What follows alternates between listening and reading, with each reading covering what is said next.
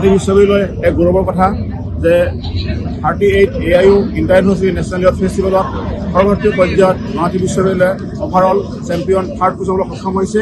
এটি গৌৰৱৰ কথা যে 147খন বিশ্ববিদ্যালয় 2,500ৰো অধিক প্ৰতিযোগী সৰ্বভাৰতীয় পৰ্যায়ত গুৱাহাটী বিশ্ববিদ্যালয়ৰ তৃতীয় শ্ৰেষ্ঠ বিশ্ববিদ্যালয়ত সক্ষম হৈছে। মুঠ 15টা পুৰস্কাৰে গুৱাহাটী বিশ্ববিদ্যালয় সন্মান কঢ়িয়াৰ কাৰণে ইয়াত সকলো প্ৰতিযোগী গুৱাহাটী বিশ্ববিদ্যালয়ৰ পৰিয়াল অতি আনন্দিত হৈছে আৰু এই বৃহত্তৰ সাফল্যত সমগ্ৰ অসমৰ লগতে উত্তৰ পূৰ্বাঞ্চললৈ গুৱাহাটী বিশ্ববিদ্যালয় গৌৰৱ কৰিবলৈ সক্ষম হৈছে। এই 38 ইণ্টাৰনেশ্যনেল ফেষ্টিভেলত 2020 চনত এই এমিটি ইউনিভাৰ্চিটিতে গুৱাহাটী বিশ্ববিদ্যালয় অভাৰঅল ছেকেণ্ড বেষ্ট ইউনিভাৰ্চিটি হ'বলৈ সক্ষম হৈছিল। আমি এই যত্নতা অক্ষুণ্ণ ৰাখিছোঁ। আমাৰ ছাত্ৰ ছাত্ৰীসকলৰ যিসকল প্ৰতিভাৱান যুৱ যুৱতী আছে তেওঁলোকে ৰাষ্ট্ৰীয় পৰ্যায়ত সদায় জিলিকি থাকিব বুলি আমি আশা কৰিছোঁ। আৰু এই চেগতে আমি গুৱাহাটী বিশ্ববিদ্যালয়ৰ সন্মানীয় উপাচাৰ্য মহোদয় ননীগোপাল মহন্ত ডাঙৰীয়া আৰু পঞ্জীয়ক মহোদয় আৰু ছেক্ৰেটাৰী ইউনিভাৰ্চিটি ক্লাছক আৰু সমূহ ছাত্ৰ ছাত্ৰীক আমি ধন্যবাদ জনাইছোঁ। আপোনালোকৰ সকলোৰে সহায় সহযোগিতা আৰু আশীৰ্বাদৰ কাৰণে আমি আজি এই স্থান পাবলৈ সক্ষম হৈছোঁ। সকলোকে ধন্যবাদ জনাইছোঁ। জয়তু গুৱাহাটী বিশ্ববিদ্যালয়। আৰু লগতে আমাৰ DSW sir doctor Ranjan Kakati ছাৰলৈও আমাক অশেষ ধন্যবাদ জ্ঞাপন কৰিছোঁ। আমাৰ দেৱাশিষ দা আছে, দেৱাশিষ শইকীয়া ছাৰ আৰু প্ৰাঞ্জল শইকীয়া ছাৰ আছে, প্ৰফেচৰ প্ৰাঞ্জল শইকীয়া, সকলোকে আমি ধন্যবাদ জ্ঞাপন কৰিছোঁ।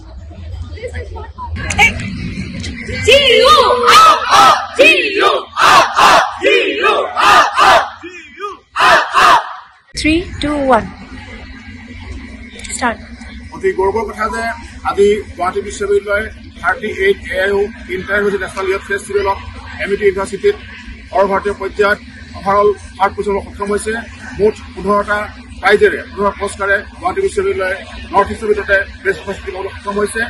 আৰু এইটো গৌৰৱৰ কথা যে ফক ডেন্সত ফাৰ্ষ্ট পজিশ্যন, অভাৰঅল ডান্স এটাত থাৰ্ড পজিশ্যন, ফাইন আৰ্টছত ছেকেণ্ড, অভাৰঅল কেটেগৰীত মুঠ 15টা পুৰস্কাৰে গুৱাহাটী বিশ্ববিদ্যালয়ে এক গৌৰৱ কৰিব সক্ষম হৈছে।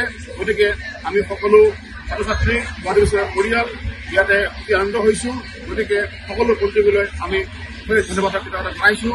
আমি আশা কৰোঁ এই যাত্ৰা আমাৰ হৈ থাকিব। আমি আহি থকা দিনত আৰু ভাল প্ৰদৰ্শন কৰিবলৈ সক্ষম হৈ যাম।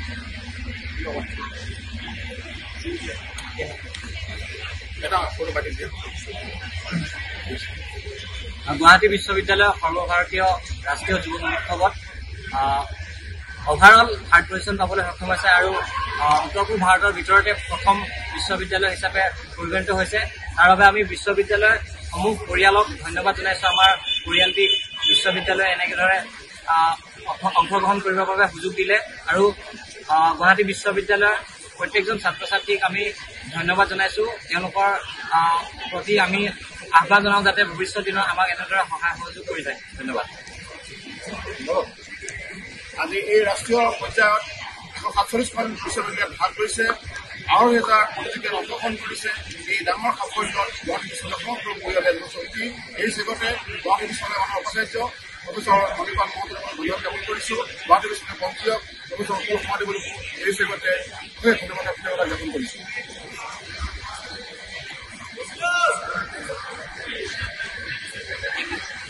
যিকোনো খবৰৰ বাবে যোগাযোগ কৰক 7099017330 লগতে 7099017110 নম্বৰত।